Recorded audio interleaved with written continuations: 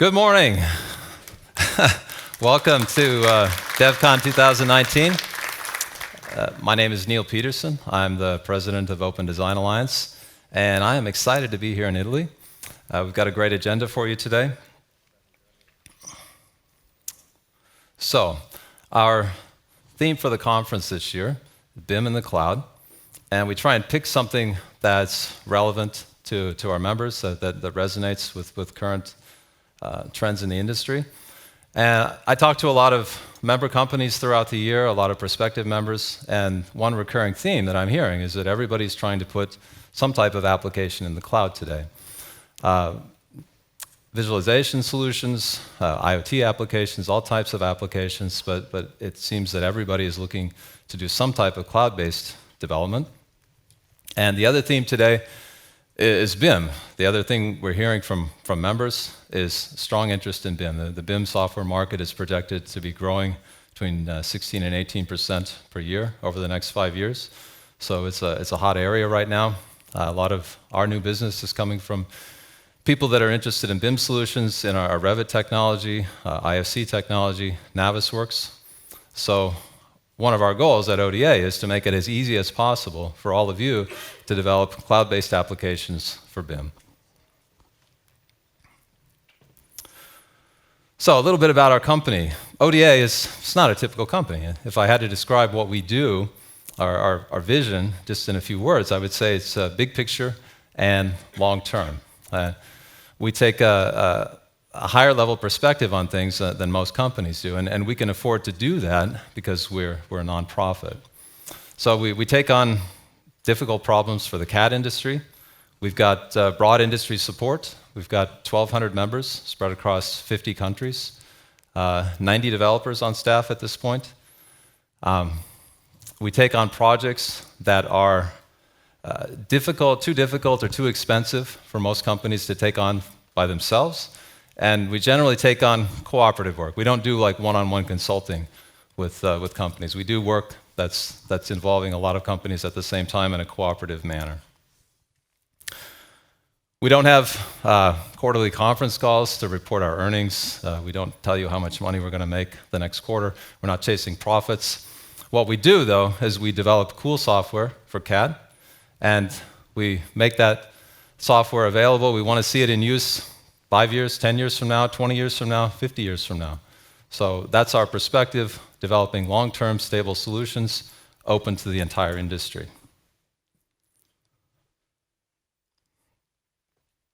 So interoperability has been the major focus of our organization for the past 20 years. And today, with the emergence of BIM, interoperability is even more important than it was in the past. So you see large construction projects today, lots of companies involved, lots of applications, lots of different file formats, and all of that stuff has to work together. And that can't happen unless you have standards and unless you have toolkits to support those standards. And it's our job to provide those toolkits for interoperability. But as we've been progressing through the years, our members are asking for more. It's not enough to just give people data out of models to provide DWG or Revit data. People want to do more with that data, and so in response to member demand, we've got sort of a parallel mission going the last few years, and that is to develop what we're calling a technology stack. And this is a set of components that think of them as building blocks for application development. Publishing software, visualization, open cloud, solid modeling, facet modeling. So we're going to talk in more detail about the technology stack this afternoon, but I'll leave you with just the thought that if you haven't looked at our technology stack, if you haven't been aware of it in the past, you really should check this out because there's some good stuff there.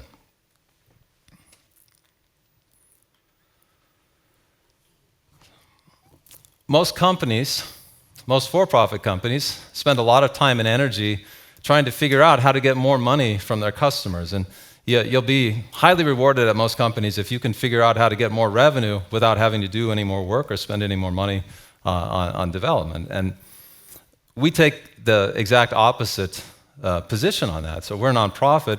We're looking at how can we add value to our offerings every year. How can we make an ODA membership more valuable every year?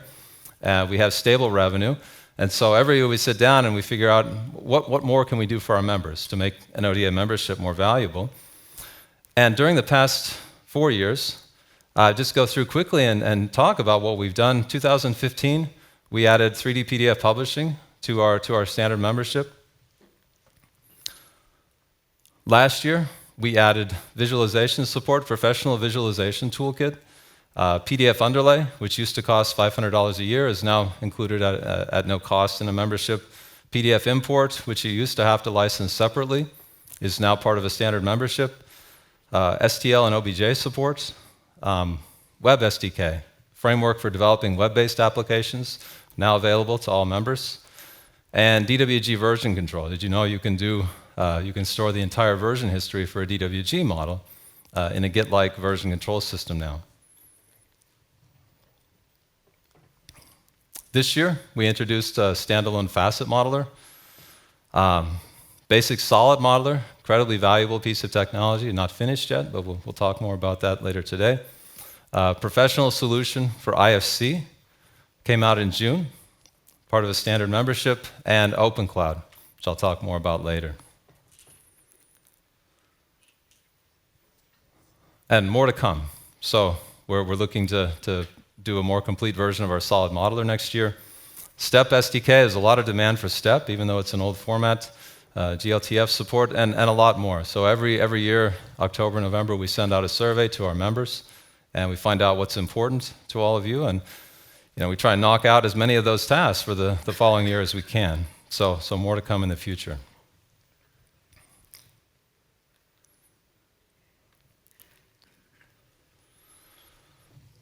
One other service that we offer is a cooperative development program. We call it our Special Interest Group Initiative. So if a small group of ODA members has some interest in a small area that's outside of the core interests of our full membership, they will put together some funding and we'll hire a separate development team to work on the project for them. It's a way for competing companies to work together cooperatively on specialized areas of development. We operate the SIGs at cost. So it's a great deal for members, it's a great deal for member companies. This has been a very successful component of our growth in recent years. We've done our Civil SDK, our Revit technology, Navisworks technology, mechanical, and now MAP. So we have 5 active SIGs, and we're open for business. If you have other projects where you've got a few companies that are interested in some technology, come and talk to us, and we'll start up another one of these groups and take care of you. So it's been a very successful initiative for us.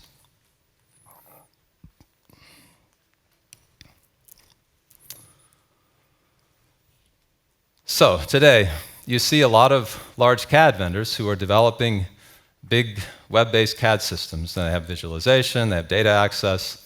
They're being billed as the future. A lot of companies are really pushing their users to adopt, to buy into these new systems. And they're powerful, they're useful.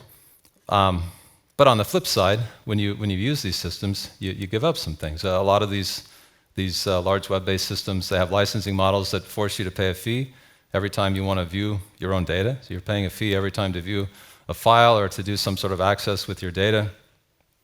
The systems are like black boxes in many cases. You have no idea where your data is being stored. You don't have any control over what's going on inside the box. And if the vendor were to go out of business, it's not like a desktop application with a perpetual license where you keep using it for a while until you can figure out some other solution. These cloud-based systems, they're off. They're done, and you're really stuck in some cases. So you get a lot from these systems, but at the same time, you're giving up things. You're giving up choices. You're giving up control. And at ODA, we take exactly the opposite approach to this issue. Our goal is to maximize your choices, maximize your control. We've always provided a choice of platforms, Windows, Linux, Mac, mobile platforms, choice of programming languages, C++, .NET, Java. We got Python viewer I saw yesterday. We have a demo of a Python viewer. We're extending the idea of choice on into the cloud. So our cloud-based technology was developed on Amazon, AWS. But today, the demos we're going to show you this afternoon for our cloud technology are all running on Microsoft Azure. So we're providing a second choice for cloud-based technology. And we have some guests here from Microsoft who are going to tell you about some of the advantages, the reasons you might want to choose Azure over another cloud-based operating system. So at ODA, it's all about maximizing choice, maximizing control.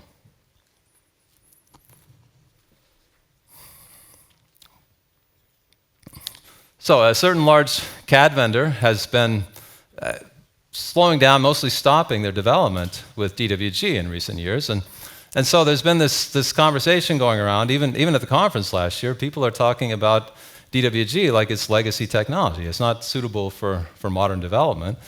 And so I want to tell you here today, that's absolutely not true. Not true. DWG, there's a reason why it's the most successful CAD technology over the past 40 years. And it's because it's a well-designed technology, well-architected, it's flexible, adaptable. We've got a presentation this morning from Brixis, who developed a modern professional BIM application on top of DWG. It's a very impressive application.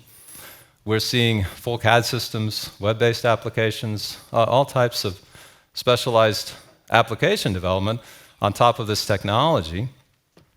And in addition, I mentioned that we've developed the version control now. DWG has version control capabilities. And we've also added a web API. So you can develop web-based applications very easily on top of this proven technology. So we have the best DWG technology in the industry. It's ready for use in the cloud, and it's more relevant today than ever.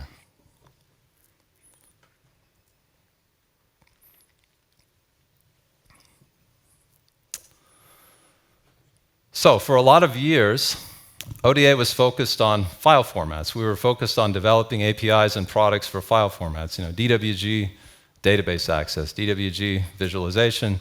We switched and added DGN at some point. But it wasn't so many years ago that if you wanted to visualize a DWG file and a DGN file, the same application, we didn't even have an example for that. That was two separate applications, two different APIs.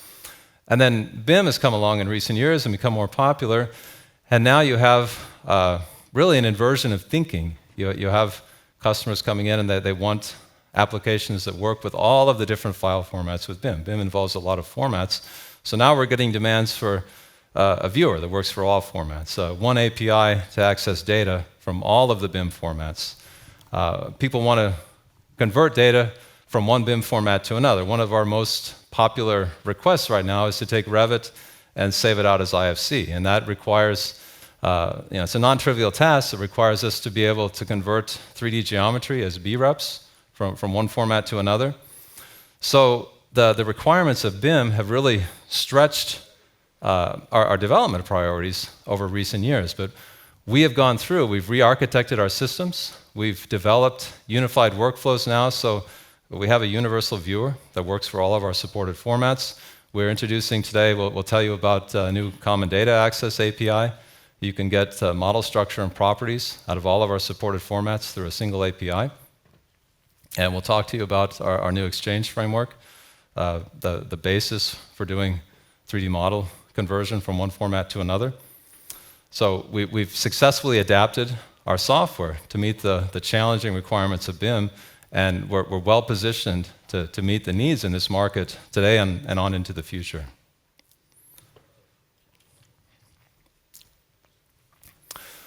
So I'd like to announce today that ODA has entered into a new strategic partnership with BuildingSMART to promote interoperability-based standards within the BIM industry.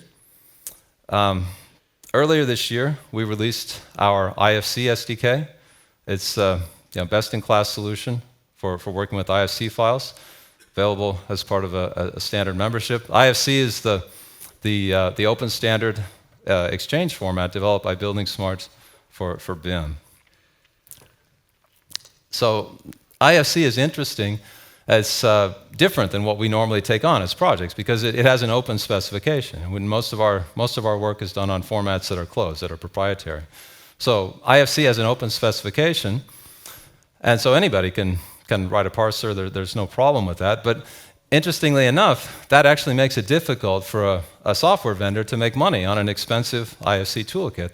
There isn't demand for that. As soon as you reach a certain price point with an IFC toolkit, people will say, I'm just going to do it myself. I'm not going to pay a lot of money when there's an open source toolkit on the market, or I can develop something myself. So while there's no demand for an expensive high-end IFC solution, there's a lot of demand for an economical IFC toolkit, and that's what we've provided. We've provided an IFC solution, a high-end IFC solution, part of a standard ODA membership, and as I said, it's a best-in-class solution, and Sergey will be talking more about that in a few minutes.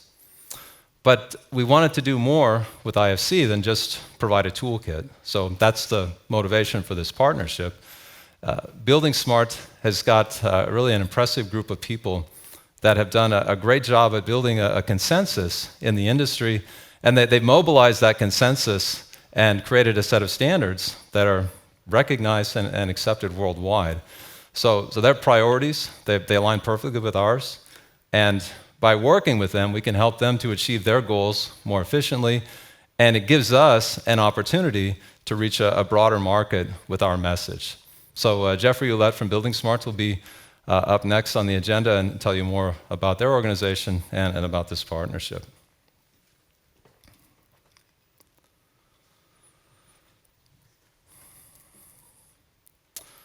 So I'm going to finish up this morning with some thoughts about the future. So we've got an interesting situation right now with cloud-based development. Some of the big vendors in the industry are creating cloud-based systems. And yeah, you have your users sitting there, you've got the data and applications in the cloud, and the vendor is kind of like a gatekeeper in between. They're charging fees for the transactions going between these two groups, and everybody's developing their own system. And these systems are proprietary, they're not compatible. And for all the talk of file formats going away, the situation with these cloud systems is starting to look like file formats all over again, where a vendor is creating a complex proprietary system, and none of these systems are compatible with each other. So that's one direction the industry seems to be going. But our vision for the future in the cloud is different than that. And ours is called Open Cloud.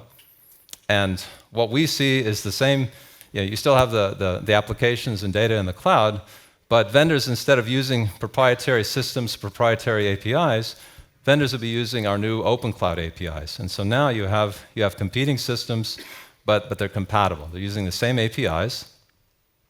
One vendor goes out of business, it's not that big a deal to switch if you've got someone else that's using the same technology. It forces, keeps vendors honest. They have to provide value to their customers every year. They can't lock their users into a system that's hard to escape from. So this is our vision of the future for Open Cloud. Microsoft is here today in support of this initiative, and they'll be talking more about Open Cloud initiative on Microsoft Azure this afternoon. So, thank you.